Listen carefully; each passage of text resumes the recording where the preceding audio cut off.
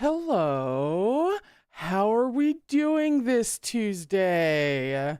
How are we feeling? What's going on?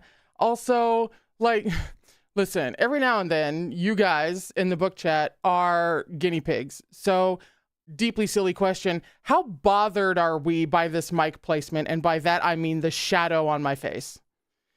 Have I just zeroed in on a completely irrelevant detail that no one else will know or care about? Or is this actually annoying? These are the questions that I have. See, Henry, I didn't even notice it until you brought it up. And ditto, Maddie. No, bother. See, the likelihood that it was a me thing? High. Which is why I asked. Thank you so much. I will aggressively choose to not care about it and also click away from my face so that I can't see it. Hello. Welcome to another book chat. First of all, do I sound all right? This mic position is actually much better for the microphone.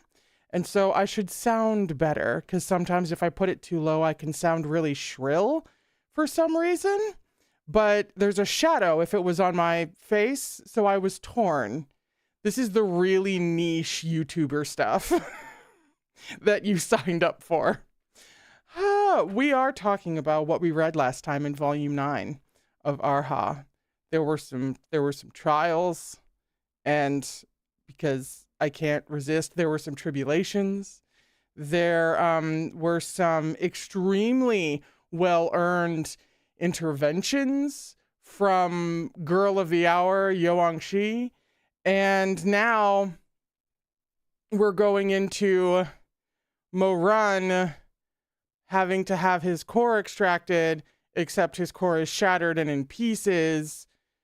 So, I would say that this would be like Huabinan's plan, like a super excruciating death. However, Huabinan does legitimately need Mo core to put in Taishanjun.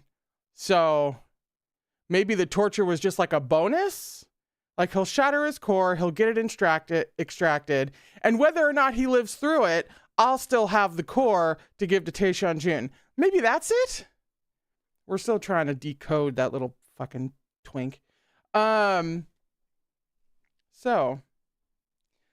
just a couple of notes besides that one before I head into the chat, because dear God, if I try to do both at the same time, even medicated, no.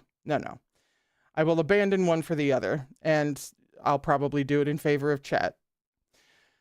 So, there is a trend in Danmei where the author will put you through a veritable fuck ton, scientific measurement, of injustice. It will work you up into a frenzy over usually not just one injustice. It's like one on top of another in all manner of ways against one or more characters, but kind of usually one. At least in the type of tight turnaround that I'm about to explain, before a character comes in and delivers something at least approximating justice. So it really puts your insides through the ringer and then gives you some relief, which makes a hell of a lot of sense because that's just good pacing and good dramatic narrative. You instill tension and then you complete that tension in whatever form. Pain and relief over and over and over until the story's over. And but Danmei seems to have a very particular and thorough way of instilling injustice in particular that I find very rewarding and just different from the way that a lot of Western media, especially American, but a lot of Western media can try to do similar things. Like, we've all seen that stuff done really cheaply, where like a character gets this is an exaggerated example. A character gets like called a slur like by someone, by like a passerby, and the main character steps in all heroically and is like, hey, that kind of thing, that kind of bullshit. We've seen a lot of cheap attempts at injustice and justice payoffs, but Danmei authors are really good at actually digging into that and giving you something like satisfying. So much so that I'm taking notes, because this isn't just like, it hinges on, I do have notes. It hinges on, one, it has to be a prolonged injustice. Even if it's just a scene or sequence long, I'm not talking like it has to last an entire series, but a chapter or maybe a little more of just all of these injustices piling up on a character, so that we get just good and frothing at the mouth, and we're chewing on the book in our hands, and we're throwing it across the room, and like all of that. And then they don't just have somebody slide in like the best girl, Wangxi, and deliver justice like out of nowhere. They don't just have, and then a random kind stranger came along and da-da-da. Unless it's like a very small moment that is serving to prove a point about the duality of man, for lack of a better phrase. But they have like the person who comes in to at least temporarily save the day always has like a good reason. Like the groundwork has been laid, which is one of the reasons why that, you know, exaggerated American example falls flat. Because other than like, hey, I like that person, you shouldn't be mean to them, you know, this is my opportunity to get on a soapbox, which is always the impression I get. Like the writers really wanted to create an excuse to showcase how great and how progressive they are a lot of the times. But with Danmei, it's all very earned, because it makes total sense why Wangxi, out of all people, would be like, no, I'm going to stand next to him and take care of him to the best of my ability, because obviously she would. And it's not even just a simple matter of she feels indebted to him. It's also just kindness begetting kindness, in addition to a sense of injustice. But it's not even necessarily that the character would have to be all hopped up on a sense of injustice in order for us to get the catharsis of justice finally happening. So it's all this like beautiful, like interlocking thing that Danmei does that makes it feel really like worthy and really pulls it back from feeling like just very flimsy and cheap and kind of maybe like over the top and not terribly convincing. They just do a really good job of it. And I've noticed that this cycle of injustice and justice played out in anywhere from a scene to books or more. Like they really like that cycle. And you can see why. It's compelling as shit. So like, seriously, I wish I could think off the top of my head. I mean, so many sequences in Modazusha, obviously. But like, literally, without naming series, because spoilers, but like, for real, the people who read Danmei on the regular, how many books, how many series off the top of your head have that kind of moment that we're all talking about? This Mo Run on trial. Mo Run is, you know, out there at the mercy of the people, and then justice swings in, at least to a certain degree. I imagine you would need at least like both hands, depending on how much Danmei you've read. But it feels super, super common in a really great way.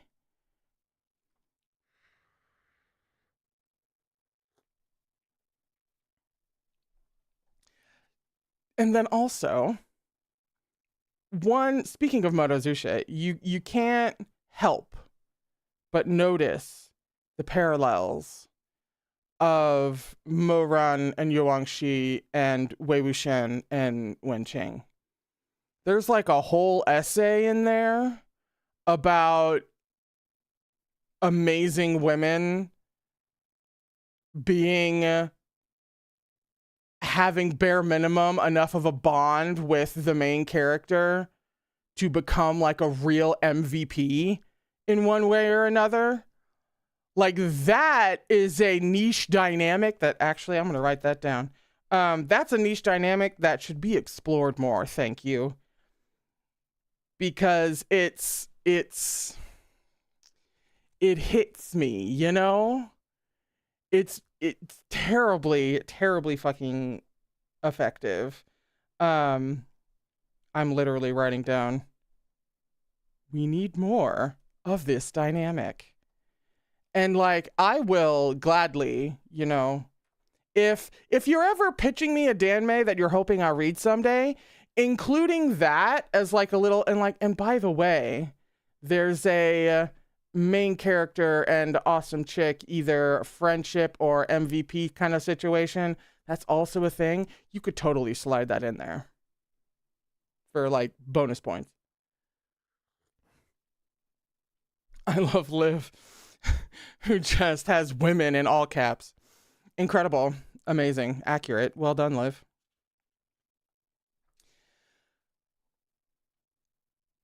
Oh, Henry draws a very important point of nuance. Also, when a female character is kind, it's not done in a all women are inherently nurturing way. Exactly. Yes, exactly. Wangxi and Wenqing, don't fuck with them, okay?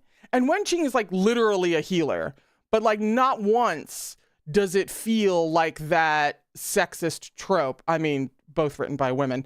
It not once does it feel like that sexist trope of women are just better at nurturing or whatever, or more self-sacrificing or just what have you.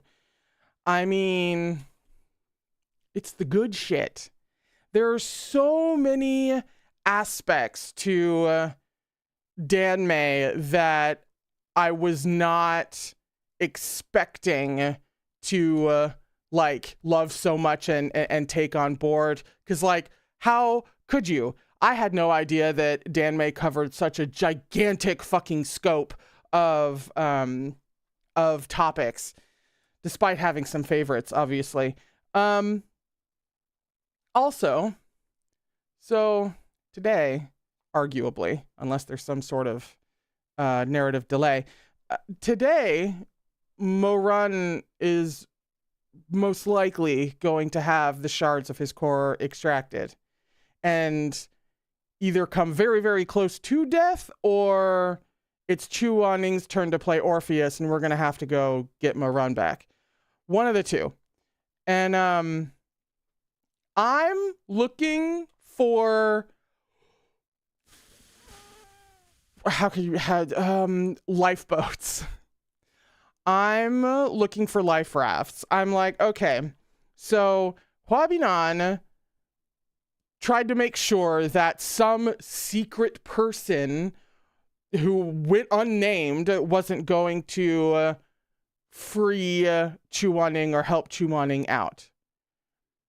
And they made specific mention of that. So like, maybe, this is a stretch, maybe that person gets in anyway, frees Chu Wanning, and Chu Wanning sweeps in at the last second to save Morun at Tianyin Pavilion. A girl can dream, okay? I will find whatever straws I need to grasp because I'm nervous. Maybe, possibly. It certainly seems more plausible than my other note of possibility here, which is someone volunteers as tribute. And in that case, you would have to say either, I almost said Shui Young, either Shui Meng or Shui Jingyang, or would Yu Wangxi qualify? I can't remember her cultivation status. But like somebody is like, you will kill him, take mine instead, which would fuck up Huabinan's plans, and that would be delightful. However, I'm fairly certain that Tianyin Pavilion probably isn't going to be like, oh, sure, we can swapsies. That doesn't feel like that would really carry over into their sense of, justice. So that's a real straw that I'm breaking my back reaching for. But maybe if I had to bet on either one of them, I would bet on Chu Wanning with like really great timing or really bad timing. Like maybe he doesn't get there until like literally right before Mo Run is about to like die, not before they actually start the horrifically agonizing procedure. It's not looking great. I'll say that. Henry, that sounds like something Meat Bun would do. Yeah, wait until he's like literally just about to die before. And it's not even necessarily before Chu Wanning specifically shows up, but before something happens that pulls the punch and saves the day so that, we don't have to go to the underworld again. Oh, Liv. Imagine Taishan Jin saves him. He could. At Chu Wanning's orders, obviously, which would make it like super dramatic and heartbreaking.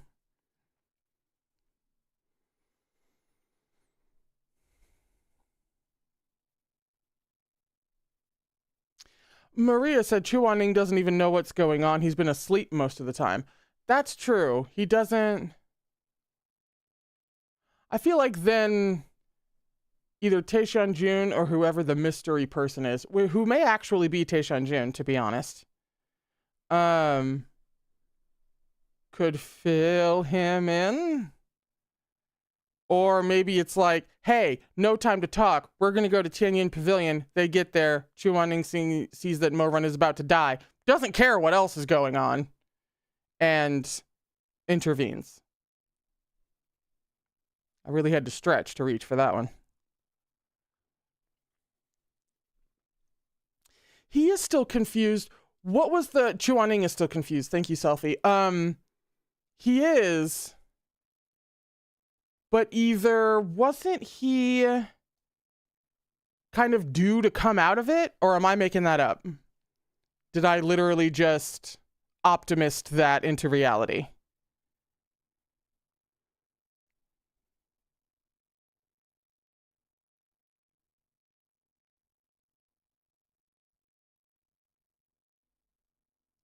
Because he currently thinks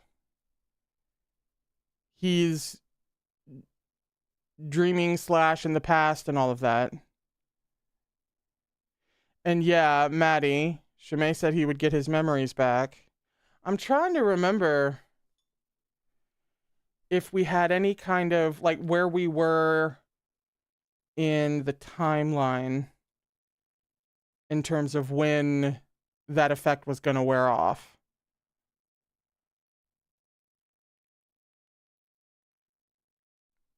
Because for some reason, I want to say that it was kind of coming up soon, or that we had already seen signs that he was in the beginning stages of coming out of it.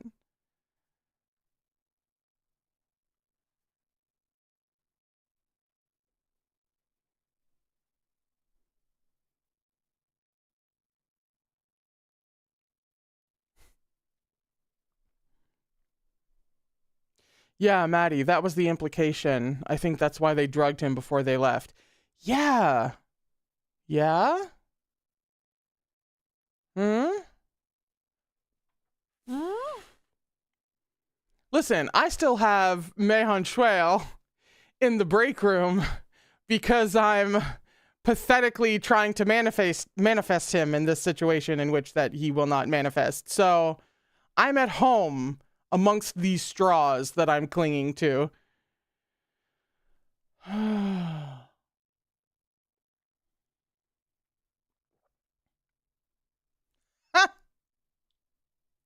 Maddie, Meihan Schwat in the break room. One of the new little companions is a whale that you guys named Meihan Schwale, which is the greatest thing I've ever heard. And I've put him in the break room specifically in the last stream, and he'll be there for this one because I'm trying to summon Meihan Shui, like he'll help somehow. At the very least, he could have, vibes with Shenmeng and ease the pain for a second. Such is my desperation. Oh, Selfie. Selfie is relaying a message from Love, from Love Bunnies, who says, I have to drive so I can't type, but please talk about the kid saying, Dad, you don't know him, so how do you know he's bad? No, yeah, that whole thing with God, wasn't that fucking dickhead, even like a teacher? Wasn't he? And Meat Bun decided to put on full display how these forms, these opinions, these outlooks, this way of behaving is passed down from generation to generation. Oh, that's right, Liv, and it was related to the Moz. I don't think I laughed in the moment because I was so, but man, in the back of my head, I was, no. Oh yeah, Henry. Yeah, he was a teacher and he came back with a field trip. So he came back with more minds that he's influencing just to put his worldview that's so destructive, we can't even, on display.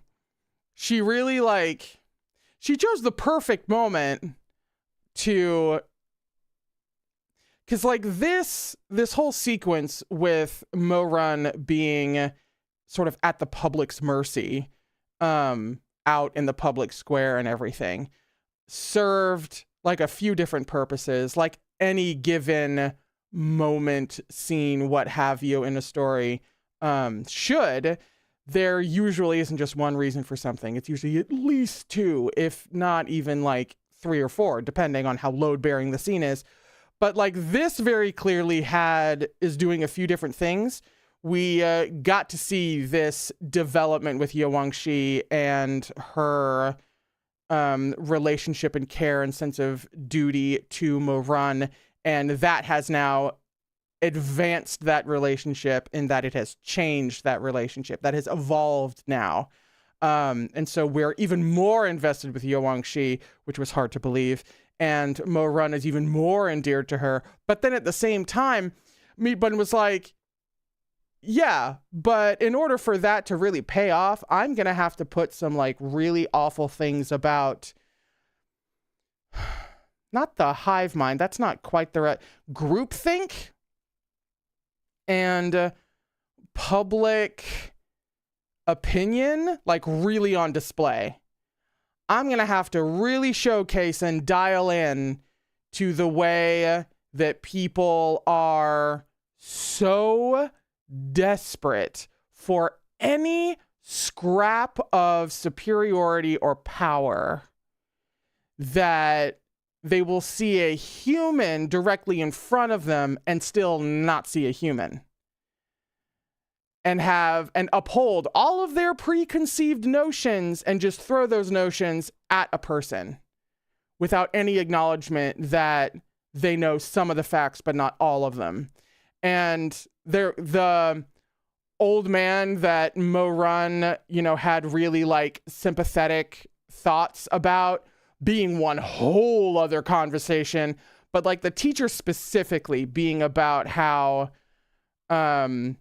judgment, that sort of judgment and moral high ground shittiness is really impressed upon children, and how people like this are just allowed to have jobs like a teacher so that they do the maximum amount of damage possible. That just perpetuates this cycle of black and white thinking and victim blaming, and it's perfectly okay to just judge someone that harshly based on very little.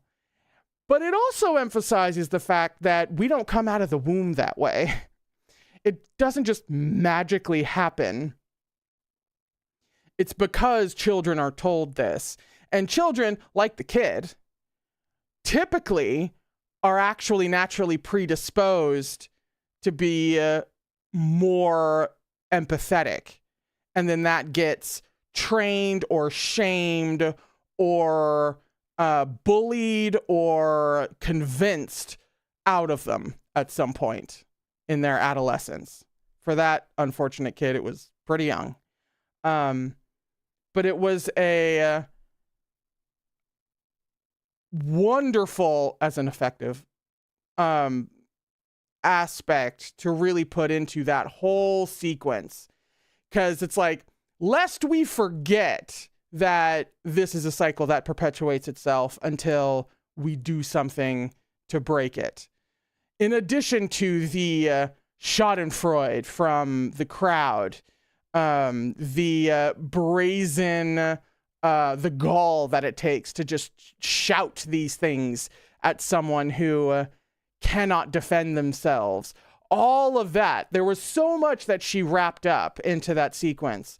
But I think one of the things least talked about, again, typically in Western media, but even actually now that I think about it, even in media from other countries that I've seen, we're only just now coming around to not just generational trauma, but the way that those type of mindsets perpetuate themselves. And the more I can see that in fiction, please, like, the better I'll feel. For the love of God, please. And I love that Meat Bun is one of those writers that emphasizes that at particularly heightened moments nonetheless. Liv, God-awful parenting, the musical. You're not wrong. Maddie, who said, exactly, no one is born hateful. Which reminds me of, because we're all animals, you know, dogs don't grow up mean either. Dogs, like, you know, that one breed. Oh, Jesus. Not pit bull. Pit bull? No, it is pit bull. Pit bulls. They're not inherently anything. They're inherently dogs. And that's about it. But we have all of these preconceived notions about what a pit bull is, even to this day.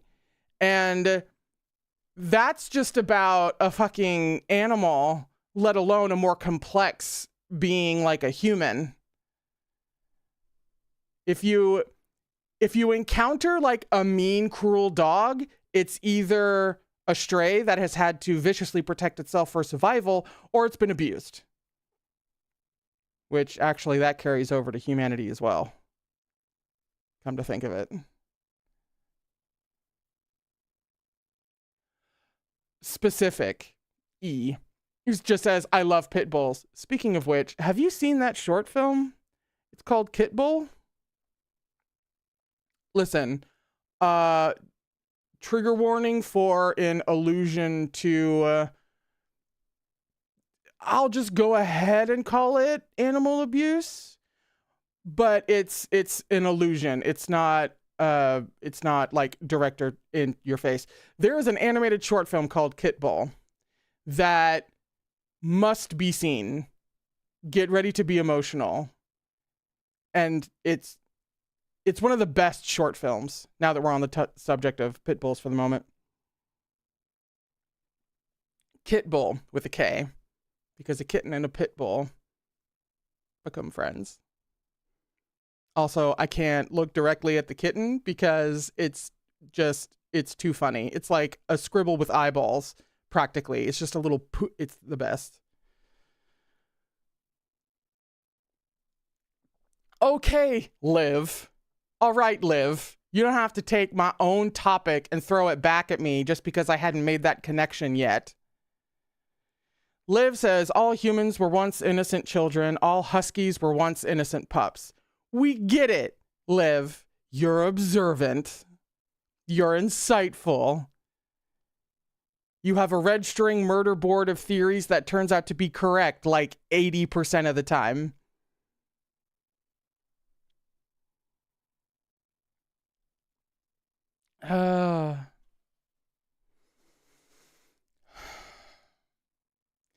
Meat Bun has obviously talked about the whole dog thing and brought that into various moments throughout the whole series. Has she specifically made that point yet, though? If she hasn't yet, she's going to. I'd be shocked if she didn't. The whole Huskies puppy thing. Humans, innocent children. Henry, yeah, the cage moments. Was it specifically brought up then? Because the cage moment very much gave cage dog, obviously. Which I'm pretty sure she at least mentioned that explicitly. Oh, Henry, what could she possibly be saving that analogy for? Literally off the top of my head, it wouldn't shock me if she really like saved that analogy for, if not the very end as in the epilogue, the very end as in the last climactic whatever that we're in for. Like the ultimate kind of climax of the series as far as conflict goes. I wouldn't be surprised if she's waiting to make that observation for maximum damage. Because she takes, you know, observations and the whole dog analogy and puts it in moments that the moment is damaging, but she takes things that aren't even, you wouldn't even think would cause that much damage, and then she hurts you with it. Let alone something as fundamental as, regardless of whoever the fuck Moran turned out to be, Moran, Taeshan Jun, regardless, he was an innocent child once. He was an innocent puppy once. That seems to me like the kind of thing that she would wait until the last possible second and keep in her back pocket.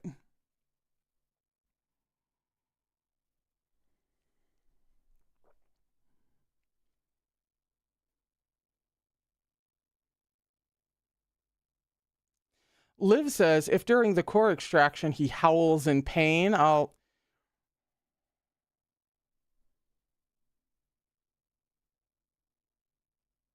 I'm looking at you, Liv. Why would you speak that into the world?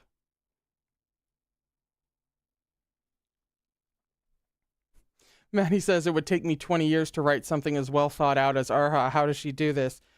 Well, she took, why am I 2-3 years? Am I pulling that out of my ass, or is that an actual thing? She took years to develop it, first of all. And that's the only thing that's keeping me sane, because when it comes to like other mediums, it's like the greatest TV series you've ever seen, the greatest movie or comic or video game, what have you.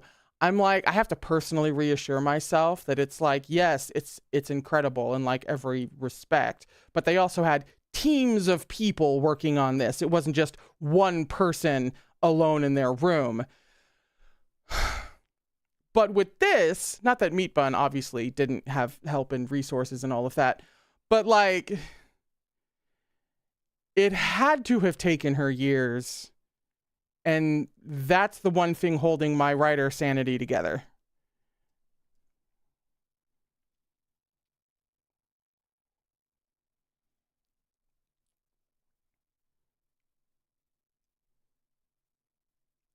Oh, Ninin. The first time, it's for saving his Jija. Next time, innocently accused of the murder. Third time is what we're currently going through. So yeah, always caged without doing anything wrong.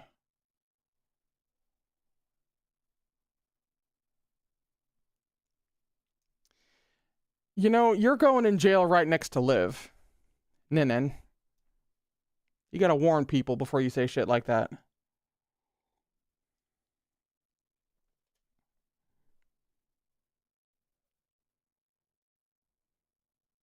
Ooh, Selfie brings up a good point. Do we think the scale that gave the verdict was manipulated? If I remember correctly, it moved smoothly down from Eradicate All Souls down to Core Extraction. I don't remember there being any moment where it looked like it had stopped and then it kept going, which would be kind of the first clue that it may have been manipulated. I think it just went slowly but surely. But then again, the fact that it went slowly but surely could also kind of speak to maybe being manipulated. But then I also, like, what abilities do we know of so far that could do something like that that Tianyin Pavilion wouldn't have accounted for?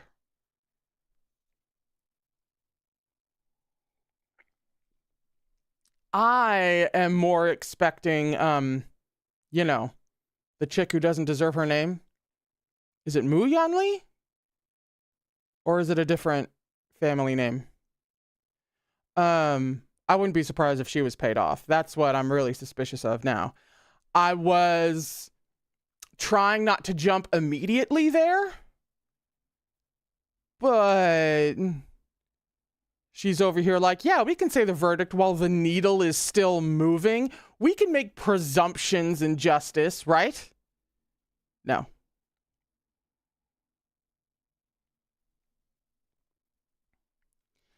And like, you know what's funny? I was either a kid or prepubescent.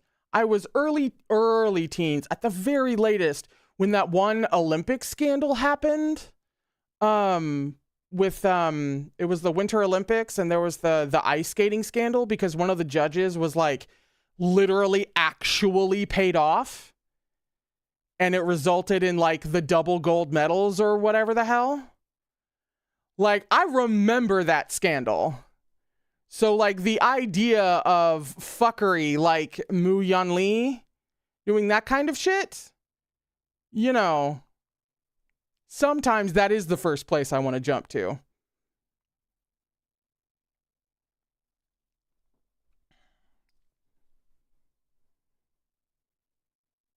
Oh, Nudge, thank you. It was ice dance. Thank you. Not figure skating. It was ice dance.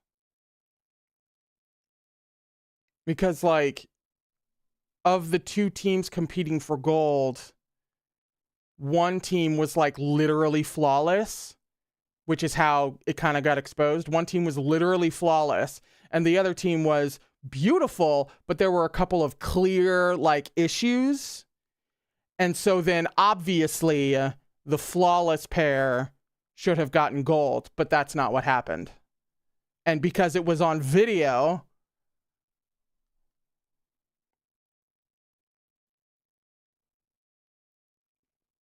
oh my God, Peach coming in with the great news.